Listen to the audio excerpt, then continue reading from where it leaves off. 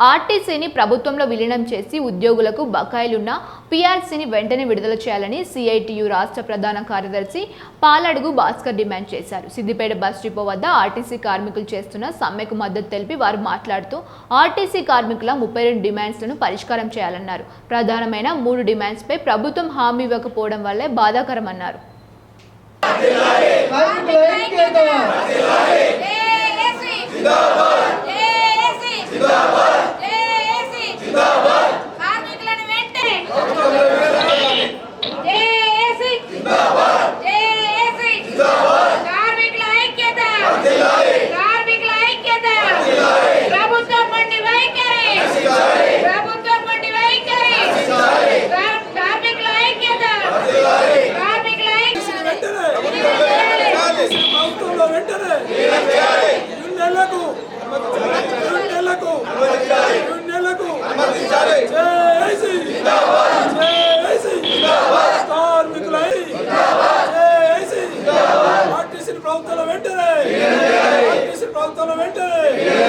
हमारा मांगे नहीं दिए तो हमारा मांगे नहीं दिए तो हमारा मांगे नहीं दिए तो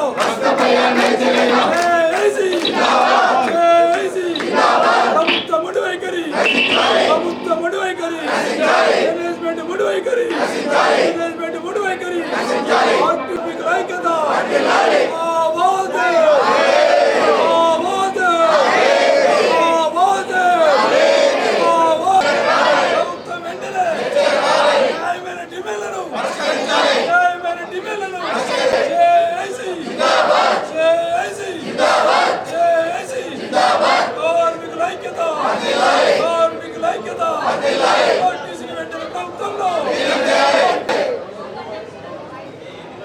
ఫైనలైజ్ చేయాలని ఆర్టీసీలో యూనియన్ల మీద పెట్టినటువంటి ఆంక్షలు ఎత్తివేసి యూనియన్ కార్యకలాపాలకి స్వేచ్ఛ ఇవ్వాలని వీటితో పాటు 32 డిమాండ్లు చర్చలో డిమాండ్ నోటీసులో పెట్టారు.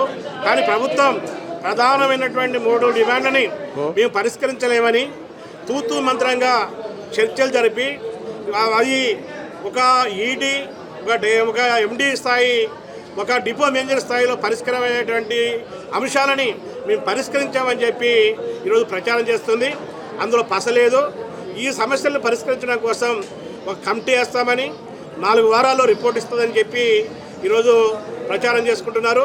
ఈ సమస్యలు ఇప్పటికీ కాదు, ఎన్నికల ముందే ఎన్నికల మేనిఫెస్టోలో వాళ్ళు పెట్టినాయే.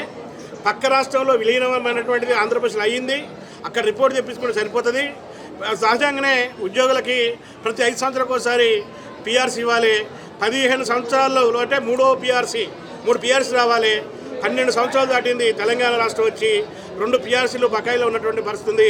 వీటిని ఇవ్వాలని చెప్తే ఇవ్వకుండా నాన్సివేసి గత ప్రభుత్వం యూనియన్ల మీద నిర్బంధం పెట్టింది. గత బీఆర్ఎస్ ప్రభుత్వం ఆ నిర్బంధాన్ని కాంగ్రెస్ ప్రభుత్వం ఈరోజు కొనసాగిస్తూ ఉన్నటువంటి పరిస్థితి.